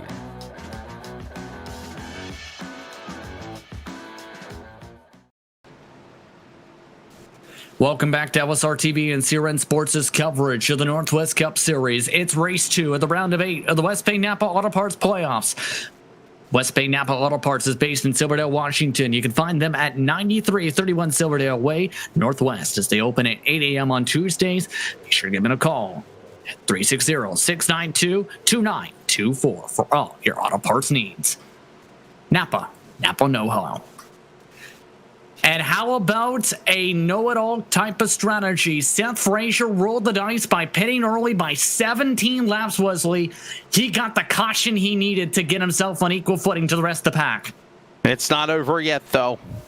We're going to see what happens. Seth Frazier in that number 2 position. Dan West Jr. right there alongside, and they were battling even before the caution come out. And I'm so impressed with Cole Raz, Jeff Stabnow, this Yee guy. Look at Dennis Moore. What a show they've put on.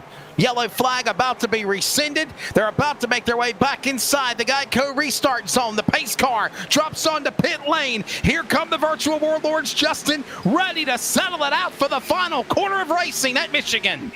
23 laps to go. Dan West Jr. brings him to the green flag. Cole Raz already up to second. Frazier stuck on the outside for third, while Caden Anderson looks to follow the Pied Piper of Raz. He tries to take away third. Just about does coming off of turn 2. And watch this pack of traffic as they exit off 2. It's Raz. He leads that battle. That fray to the inside comes Anderson. Outside lane is Frazier. He's on the outside, stuck like a ragdoll like Talladega or Daytona. But now he'll get some help. But Stabnow gets loose. He gets a wiggle and a jiggle and a giggle and a bobble in the corner. And while that goes on, we're still seeing side draft between Raz and Anderson and Frazier as they exit turn 4. It's getting good at Michigan. Side trap from Cole Raz now pulls back Dan West Jr. for the race lead. 3 wide as Anderson makes the peak. He's underneath the first seam. Dan West Jr. with the massive squeeze. Raz with the massive pinch. Up the track goes Anderson. Near contact as Frazier makes it near 4 wide. It's 4 wide down the back straightaway. Raz stuck on the top. Back to 3 wide as Frazier peeks underneath the seam. Contact as Dan West Jr. spins around. He saves it in the corner. He's still drifting as Cole Raz takes the lead. Contact again as he gets hit down the pits. Are you kidding me? Dan West Jr. roars down pit lane. Look out, our pit reporter, Brett. Holy cow. Well, how about that? And that is obviously a speeding penalty and then some. Dan West Jr. out of contention in a wild fashion. But Cole Raz and Caden Anderson, the drivers in the best of the rest, present by LSR TV, looking to break through. And Justin Yee in his debut is up to third and all the craziness. And don't forget about Devin West. Where did he come from? He's been quiet all day. He's up to 4th. And Cole Raz, the truck winner on Thursday night at Michigan. He now leads in the Cup Series. He'll make his debut full-time on the Spears SRL Southwest Tour in 2021. There's a buzz about him already in Pensacola. He's not even gotten a race car yet. Next year, they're going to watch him. He's doing it on iRacing right as Anderson, Yee, and West. What a show they put on here. What a drive for Cole Raz. He's looking to finally break through in the Cup Series. He's finished fourth several times already. Everyone else in that fight, though, got absolutely shuffled out. Seth Frazier to 8th, all the way to the mid-pack went Jeff Stabnow to that battle with him, in fact, now for 7th. And on top of that, just about everyone else, as we already seen, well, out of contention, who was in that ground battle for 4 wide moments ago, except for Kate Anderson.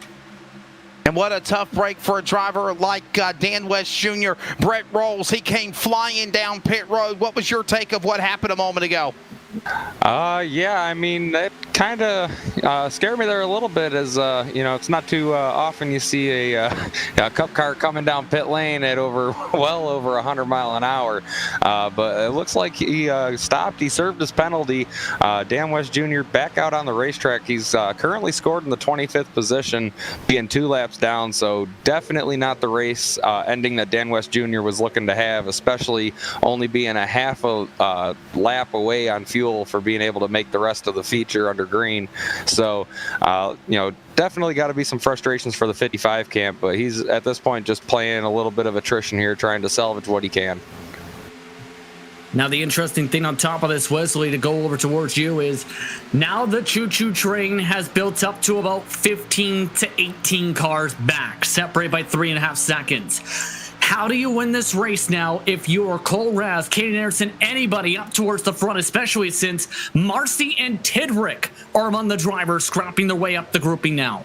I don't mean to say this in a bad way, but you are going to have to block. You're going to have to do any and everything you can. If they get to your inside, you throw the block on the bottom. They get to the driver right, you throw the block on the outside. You have to do any and everything you can to not allow these drivers to get in front of you. We talked about precision banking. We talked about 3 and even 4 wide. We saw that here on this last restart, and I don't think we're done yet. Like the words to the lyrics of the song, we've only just begun.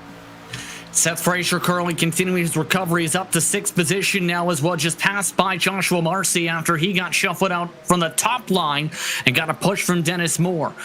Currently, though, BJ Tidrick is now within the draft of the top 4. He's the highest running playoff driver, Wesley, and this could be big on the points. 15 laps to go when they work their way back to the start-finish line here at the virtual Irish Hills of Michigan Speedway. It is Cole Raz. He swept. Well, he won the truck race at Michigan on Thursday night, last Thursday. He is trying to pull out the virtual broomstick and sweep here at Michigan. And we talked about, did he use any notes from the race from Thursday's win? Maybe our virtual pit reporter, Brett Rolls, could maybe grab Cole Raz. He's always easy to talk to, and ask him that question. The truck win, any notes, any stats? They're different cars, but did it help him with this race now? I would say probably yes. Anderson was also in the catbird seat. He did well on Thursday. And I'm impressed with this guy named Yee. What a job in 3rd.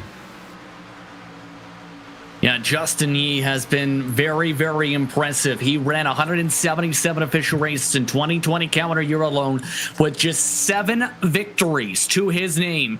He's fighting hard for 3rd, though, and pushing up the racetrack. Trying to dive underneath him out to turn 2 is Devin West, BJ Tidrick, Seth Frazier, and Dennis Moore. Now getting held up down the backstretch. To the inside of Frazier goes Moore. He tries to cut underneath. Tidrick now tries to cut underneath Devin West. Devin West does have right front fender damage. That could slow him down in this fight for position. And here they come back out of turn number 4. We're going to see possibly 3 and 4 wide racing again, as right now they're 2 by 2 like Noah leads the animals to the arc. Into the corner, into 1. Watch them. Tidrick West to his outside. Then you had a moment ago where Moore had Frazier to his outside as well. Now they'll fan back out single file, and they're not done yet. This pack starting to reel each other in, though their nose to tail. When will they break away? When do you make your move as they come to 12 to go at the line this time by? We'll have to wait and see, especially since things continue to go crazy here, Brett. You're standing by in the pit lane. Yeah, I talked to Raz and Anderson just a little bit ago here. Both drivers in the same communications chat, so everybody up front here, as far as the top two goes, is on the same page. They're communicating. They're not really looking to do anything too drastic. They're just trying to work out what they're doing and hopefully try to have it come out between the two of them here. They said they're pretty much just looking to do what they did last week and ride out these last 12 laps and try to set themselves up good in the best possible situation for a win for both of them. And the more they fight too, Brett, the better position they are to set it up amongst themselves, because as Tedrick and Devin West continue to scrap, they've lost 1.3 seconds to Cole Raz. Caden Anderson has already built up a 0.7 of a second buffer from him to Justin Yee. Already down to 11 laps to go this time. To the inside line goes Devin West. He continues to try and wheel that machine anywhere that there's pavement. No grip underneath the seam, though. BJ Tidrick finally on by for fourth.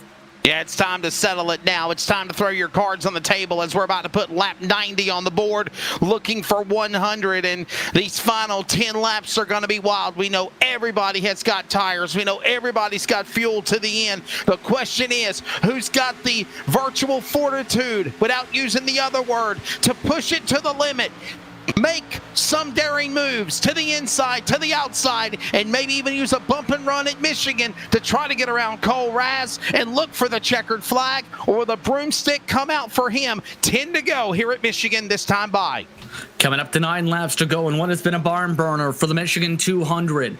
So far, only 2 caution flags, but several different contenders. Cole Raz in the best position to finally break through in the Cup Series for a victory. He's been close several times throughout his career so far in the Northwest Cup Series. In his debut a few weeks back, he was a front runner at Richmond, came home in 4th, was a front runner at Charlotte, came home 4th, was a front runner at Iowa, could not break through. Seth Frazier took the victory. Now, after a 2-week stretch of breaks for Thanksgiving in iRacing's 13th week, he might be able to get the job done. With 9 laps to go, he leads by almost 0.4. Here's something that we have to think about. You think of what happened to Dan West Jr. You think about Stabnow now. He's fell back to 11th. We look at drivers that are still in this battle, like Anderson. There he is, closing in on Raz. Does he have enough time? Yee and Tidrick, Frazier, all there as well. 8 to go. Raz about to play blocker on Anderson. We talked about this earlier. I think it's time to have to do this. You got to do whatever you can, Justin, to go inside, outside, and not allow anyone to get around you. Does he have enough momentum in the 10 car? Especially with them being friends, the question is, how aggressive will he be on said friend? BJ Tidrick has also made the pass for 3rd. That's about a 1.5 seconds behind your race leader, so there is a chance Tidrick can get there as well if they play too nicely here, possibly with 7 to go, or play too aggressively rather down the front stretch. 7 to go, still has to find his way into the full draft of Anderson. They might be friends, but all bets are off that this friendship is going to go out the window when it comes down to the final laps of this event. They're going to race each other hard because they're looking for a win. And don't count out Tidrick right there in that 72 car. He's the closest driver to punch his ticket into Phoenix if he can win. He's right there within a cat's whisker of the pack as they're about to come to 6 to go this time by. It's a roar to turn number 3. Their turns 3 and 4 coming up to 12 miles to go for the Michigan 200. Raz comfortable in the clean air, dirty air still for Anderson. Tidrick starting to get within the draft though of Anderson is within 1 second of the race leader grouping. He was the fastest car on track last time by about a full 1/10 of a second over Cole Raz. Anderson, the slowest of the top 4, was a 39.9. Near contact with the wall, though. Tidrick and Yee nearly knocked down the fence. And there you see him right there, still continuing on. You got to wonder how much damage is on Tidrick's car, because here comes Yee about to make the pass. And a little air draft there, a little side draft. We've talked about that several times. Seen him get a little loose. They'll fan back out single file, and we have an open palm from the flagman. It is 5 laps to go now. Less than 20 miles remain here at Michigan, here in this race. Round 31 of the year for the West Bay Napa Auto Parts playoffs. Who is going to win here at Michigan? Raz trying to sweep. And Tidrick, from that major checkup, he and Yi lost 2 to 3 tenths of a second. That may take him out of contention for this race win and puts the focus again to Cole Raz and Anderson. Keep in mind, if there's any trouble, that Seth Frazier, Devin West and company right behind. Cole Raz, 4 laps away from victory. 4, 5 seconds behind, 4 tenths specifically, is Cole Raz now. Faster lap for Anderson. So Raz will hit his marks on the outside lane. He'll go to the top shelf into turn number 1, but not all the way in the marbles. So is Anderson. He now cuts that interval to almost half a second, but he's still losing ground now.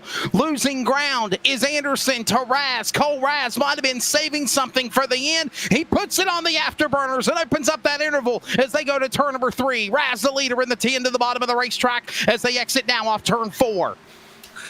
And both of them really starting to slide it up the racetrack too, starting to lose a bit of the right front.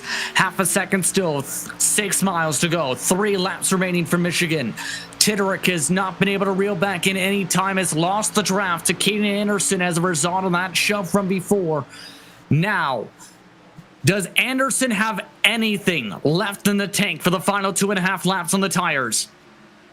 Suffice to say, this would be the race of the year, at least in my opinion, for the Northwest Cup Series in Season 1.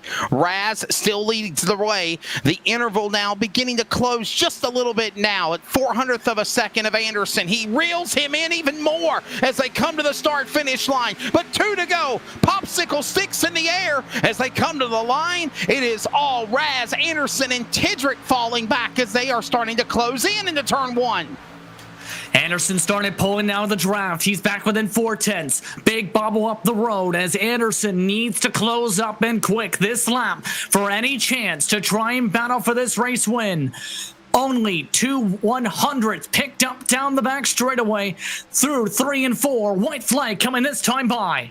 300ths of a second now from a half a second. Anderson slowly but surely reeling in his prey. They'll come to the line. Flagman throws the white flag in the wind to the field. The CRN 1 to go. Winner last week for his first Northwest truck win. Now trying to win in the Cup Series for the final time. It's Raz and Anderson 1 and 2. Mano-a-mano off turn 2 for the final time at Michigan.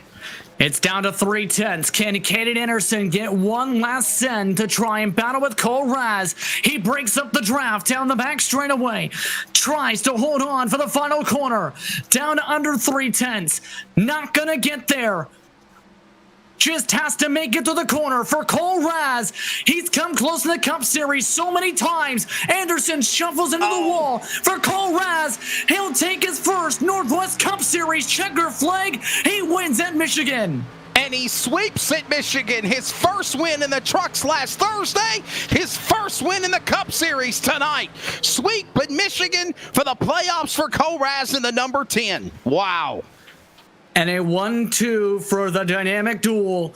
Ever since Cole Raz has made his way to the series, it seems like Caden Anderson has been pushed even more that level.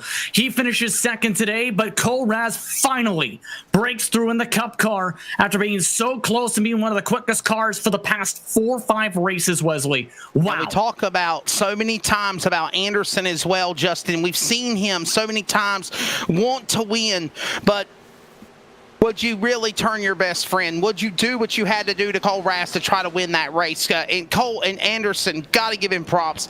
It's coming. Eventually, it's coming for him. But what a race this show was. In my opinion, race of the year so far for the Northwest Cup Series. What a night at Michigan. And drivers are being told to give him some time because he plans to do a Polish victory lap to celebrate. Normally, the victory lane procedure for burnouts is usually, of course, well, send the car into the moon. But for obvious reasons, for his first career victory, the series has given him his moment to say hello to all the virtual fans tonight. The Polish victory lap that was created by the 1992 NASCAR Winston Cup champion and the most recent, besides Tony Stewart, racer and car owner. He won that championship, and he's not even going to do the whole lap. He's just going to do it down the front straightaway. But hey, that is good enough. The celebration is on. What a job for Cole for Rastaz. I've said it. This guy is going to be talented. What a race. He sweeps Michigan. Cole Raz, what a show here tonight. And look at friends right there. Look at this right here. That is so cool. And they'll do dual burnouts as BJ Tidrick tries. Triple burnouts. I think he's trying to figure that out. Or he's going to nope out of it. Oh, no, don't ruin the party. It was that. And as everyone starts their party and starts their celebrations, let's take a look at the unofficial race results as everyone decides to start their burnout celebrations. For Cole Raz, he finally breaks through to victory lane after coming close for several weeks in a row. He wins by more than 0.8 of a second over Caden Anderson. BJ Tidrick rounds out the top three. Those drivers will be standing by for post-race coverage in just a few moments. Justin Yeen, his debut finishes in fourth tonight, 2 seconds back of the race lead, while Seth Frazier, Devin West, Dennis Moore, Tower King, Casey Garber, and Jeff Stabnow round out the top 10. Tough break for Stabnow was in that 4-wide battle for the win. Yeah, Jeff Stabnow definitely in the hunt, and at the last final 20 laps fell back. Bruce Lee Weaver, the Michigan winner of the spring, will fall back to 11th tonight. Carl Burke is 12th. Joshua Marcy is 13th. Brett Johnson is 14th. Stephen Paulison, Dan Lowther in the top 16. James Thurston, Chris Sherburne, Corey Walters, the top 19 on the lead lap. But Sean Brightsman needing to win to advance into the championship for at Phoenix after not running a race celebrating Thanksgiving with family. Puts him back mired in the points. He'll settle one lap down in the top 20. A rough race for him. Chris White, a very rough race for him, 21st. John Ottenbacher crashed early, 22nd. Also pit off cycle after only 14 laps on the gas. Frank Harris, the last car, 1 lap down. Dan West Jr., the biggest storyline possibly of them all. Massive, massive points hit for the driver who led all drivers in points entering tonight in the playoffs. 24th, 2 laps down after getting doored into the pit lane and having to serve an excessive speeding penalty as a result. Jeff Hagan finishes in that grouping. The rest of the Driefield DNFs. O'Hare, Childress, Denny, Bozier, Stuzy, Pybon, Hutchinson, Maines, Adele, Grande, Cheney, Ritters, Gamble all did not finish this race, while Beatty did not start. What a race, Wesley. Almost 39 cars signed in. 38 took the green flag. Probably one of the biggest packs we've had. And my goodness, what a hell of a show here at Michigan in the Irish Hills. A fun time, and pulling out the brooms, virtually sweeping is Cole Raz. And I know this is going to be a fun interview to talk to him soon. Yes, indeed. Post-race coverage coming up in just a few moments. You're watching LSR TV and listening to CRN Sports for coverage in the Northwest Cup Series, the virtual Michigan International Speedway. This is the Michigan 200.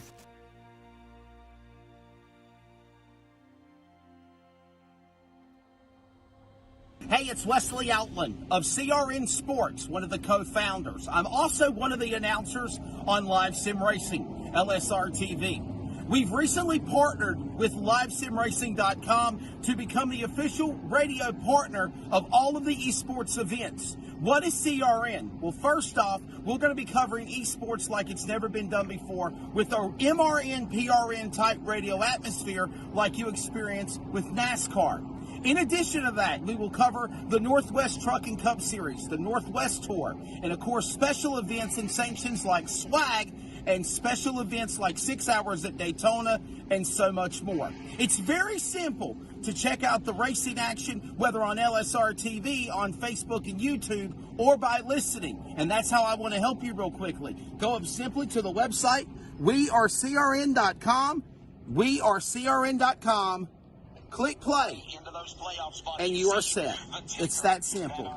We're excited to be the voice of live sim racing. We are CRN. Follow us at crn.com.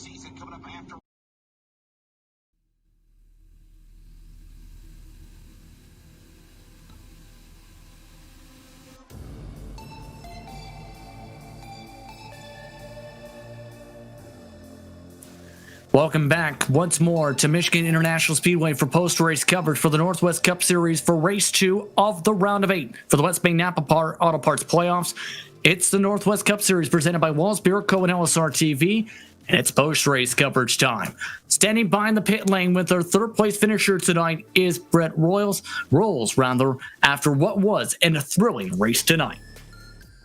Yeah, Justin, I'm down here with the 72 of BJ Tidrick. BJ, we had talked just before the green flag dropped in this race, and you said that you didn't get much practice time, that, you know, that qualifying effort was pretty much just a lucky lap there. But after going the course of the 200-lap race and seeing you come away with that third, and especially hard charging these leaders the way that you were towards the end of that race, you look to have a little bit of an ace up your sleeve there. You know, what helped you figure the car out so quick and get that car back up front? I'm not really sure what it was. For some reason all night I carried really good momentum off of turn 2, and even there when I was behind Caden towards the end, if I could get it right, I could really squeeze in on him, and it helped me with passing all night. I don't know what it was about my entry to my exit. I was really back to the throttle quick, and I think I kind of hovered that lower seam there where it kind of de-wedges the car, and it just the car rotated really good through there and just had a really good shut up off. I actually feel like I couldn't hit 3 right to save my hiney, but I struggled there, but I was so good in turn 1 it kind of made up for it, and just a couple of lucky things going my way, it really helped out. I honestly don't know how we backed into that qualifying spot. That surprised me, but then later on in that run, seeing where that momentum was at, it really it made a little bit more sense. But Michigan is not my track. I've notoriously not been good on these mile and a halves, these bigger ovals, and I don't know, it just something worked out today. Maybe my internet was just quicker today, I don't know. Now, we had seen you struggle a little bit there, getting hung up behind the 5 of Devin West. Do you think that maybe if you had gotten around him a couple of laps sooner and not really gotten hung up as far as momentum goes behind him, do you think you may have had something to chase down Cole and Caden? Well, those two are such strong competitors that I'm not even going to look at it as, maybe if this would have gone this way, I had a shot at it. I'm absolutely jacked for third. I'm going to take it. Shoulda, coulda, woulda aside. Those guys are great competitors. They run with us on the iRacing Northwest Tour. They run up front there. Expecting nothing less here this weekend. Just to have them in front of me and be within a straightaway, that's a win for me, baby. I'm going to take it. All right, BJ, I'm going to hand you the microphone one more time if you want to give a shout out to all the people behind the scenes and on the car that help you get this done week in and week out. I honestly, I don't know that I would have iRacing if it wasn't for Seth Frazier. He's been such a help to me, and he's taught me a lot about getting speed and keeping the right front tire on these Cup cars. That and the guys at LSR, you guys do a phenomenal job. As everybody that's watching probably knows that, you help us out on Sunday nights with our iRacing Northwest Tour. And, I think iRacing this time of the year, it just gives everybody something to look forward to. Like today was Monday. Nobody likes Mondays. All day long, I'm like, I'm going to go race the Cup Series, right? Even though I don't like Michigan and I usually suck here pretty bad, I still was looking forward to it because you can go out with your buddies, and even a crappy night racing is better than a good night cuddling with your wife, I guess. All right, ladies and gentlemen, there's your third place finisher, the 72 machine of BJ Tidrick. Justin Wesley, back to you. All right, I'm going to grab with the runner-up in this event. That's going to be Caden Anderson of the number 37 machine, Harvest entry. Caden, another podium race, if you will, another top 5 finish on the Truck Series, the Northwest Cup and Truck, but it had to be special for your friend Cole Rast to win on the Cup Series like he did on the Trucks on Thursday night here at Michigan. Yeah, I'm really happy for Cole. I mean, he's kind of come in late here, but he's picked up really quick, and we've been working together the last few races, and to get 2 back-to-back P1s, P2s is pretty good. So I'm excited for him, and another second-place finish isn't bad. You, Frazier, Raz, Stabnow, Tidrick, 4 wide, 3 wide. The crazy chaos around the halfway point of this race, especially even on that last restart. What's your take of everything finishing in second tonight? I think it was great racing. You know, we were 4 wide there, and it kind of had me scared there for a second. So I backed out of it and went high. And then I don't know if it was Seth and Dan that got together or what, but those two got together, and then I was able to miss it, and they kept going, and me and Cole got out to their front, and you know, it was just one of those things where we was like, all right, let's run away and let's get up front as far as we can. A good opportunity for you to, battle, and I really believe a win's coming soon, Caden. What is the mindset here? You've won on super late models on the Northwest Tour presented by Joe's Racing Products for iRacing, but I know you want that Northwest Cup or Truck Series victory. What's the mindset as you get closer and closer to trying to get that win? The mindset is just keep focusing on the race. You know, you go from one race to another, put everything in the past, and just focus on what you're doing. And I mean, sometimes it gets frustrating. You know, another second place, and this is like my 16th this season. But yeah, it is what it is. You know, you just gotta focus and try to make it the next one. What a battle for Caden Anderson, the number 37 entry. Thank your sponsors, and we'll let you go, my friend. It's on to New Hampshire next week. I want to thank Harvest Chevrolet, LSR TV, and Custom Fab. There you go, Caden Anderson. His friend will celebrate with Cole Raz, and Victory Lane is coming up in a moment. But Caden Anderson happy to be right there behind his friend who wins the race. He'll settle for second, though, for the 17th time in Northwest competition. My colleague Justin Prince is in Victory Lane, the winner. Cole Raz as he pulls out a broomstick for the Trucks and Cup at Michigan.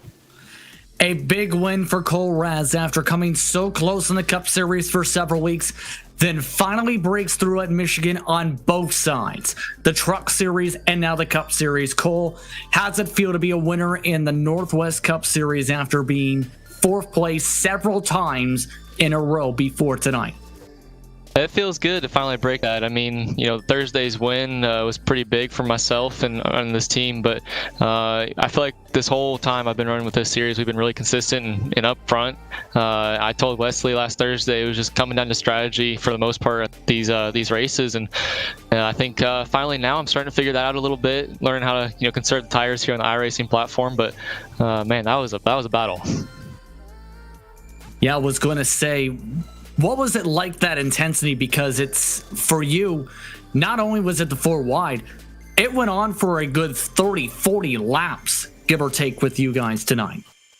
Yeah, I mean, the 4 wide really took me by surprise. I mean, I think I keyed up and asked Caden, I'm like, are we really 4 wide right now? And it's because in iRacing, you can't really see. I mean, the spotter's doing the best they can, and they're not really giving you the full information. I feel like the full scoop on what's going on. So when we were 4 wide, I just had to run the top the best I could, give people room, and thankfully, whatever went on there really worked out to my benefit, and we were able to pull away. But even earlier in the race with Stabno and Caden, and we were swapping back and forth, and I was having a lot of fun with it. I feel like that's what it all comes down to is if you're not having fun, you shouldn't be out here, and you're doing something wrong if you're not having fun.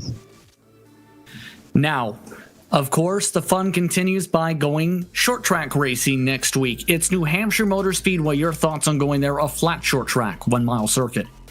I'm pretty excited. Once I saw that on the schedule, I feel like that's one I'm pretty solid at. I think I need to figure out just a little bit more to beat guys like Wes and Caden, but I feel like I'm able to pick it up pretty quickly and just take it 1 lap at a time. That's all you can do, and just save your stuff and just be there at the end. Anyone you want to thank for the run tonight? Oh, definitely. TMI, SPS, Brad Joanne Corneliusen, the Master Wrench Incorporated, Wells Johnson, good teammate Caden Anderson.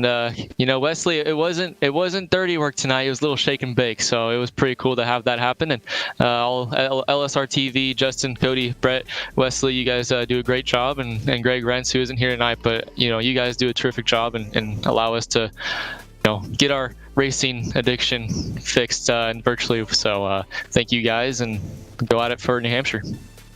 Congratulations on getting the job done after finishing in what was for now 7th, 4th, and 5th in amongst those races. You finally break through with career win in the Cup Series. Congratulations.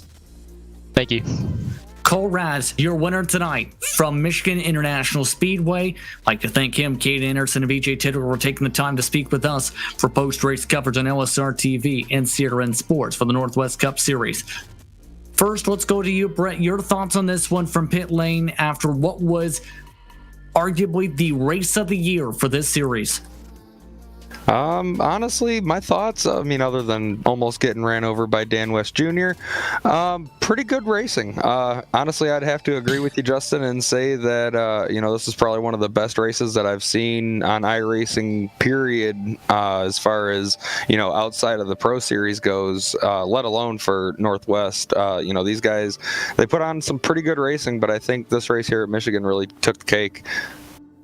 And the next race, too, Wesley, goes to New Hampshire, and that race is definitely one that I think a lot of drivers have starred next to it. Yeah, from the Irish Hills of Michigan, next week it's on to the Magic Mile. It should be an exciting one. It's the final race before we take a long Christmas and New Year's break for the holiday. And then, we Katie bar the door and get to Texas and then Phoenix to decide who will be those 4 drivers that will battle it out for Season 1 of the Northwest Cup Series. Michigan is always one of these tracks and events where sometimes I think it's boring, but tonight's race absolutely did not disappoint. Hey, I'm getting ready to get some shut-eye, and when I do so, I'm going to blow up the Facebook LSR TV broadcast on the big screen TV here at the hotel in Alabama, and I'm going to watch this thing because what an awesome race it was. Race of the year, in my opinion. And don't forget, the trucks are at New Hampshire on Thursday night. I'll be in the play-by-play booth with Greg Rentz. We'll have fun. It'll be a good one. Yes, indeed. And hopefully Greg enjoyed his evening with family affairs and commitments. But we'd like to thank you for committing your time to watching tonight's exciting action, the Michigan 200 at the virtual Michigan International Speedway. We'd also like to thank the drivers for taking part once more in post-race coverage in BJ Tiller, Katie Anderson, and Cole Raz. Next race, once again, goes to New Hampshire Motor Speedway. Be sure to tune in. That coverage starts at approximately 11:15 p.m. Eastern Time for the Lobster Claws 175. That's December 21st. Once again, be sure to tune in for race 3 of the round of 8 for the West Bay Napa Auto Parts playoffs. It's time to say goodbye. For our director, Charles Wooden, for our pit reporter today in Brett Rolls, for Wesley Outland, I'm Justin Perrin saying so long. Enjoy the rest of your evening. You've been listening to CRN Sports and watching LSR TV, your home for sim racing. This broadcast is the copyrighted work of LSR TV and may not be rebroadcast, retranslated, or used in any form without the express written consent of 52 Media LLC and iRacing.com Motorsports Simulations. LSR TV would like to thank you for your support, and we hope you enjoyed tonight's broadcast.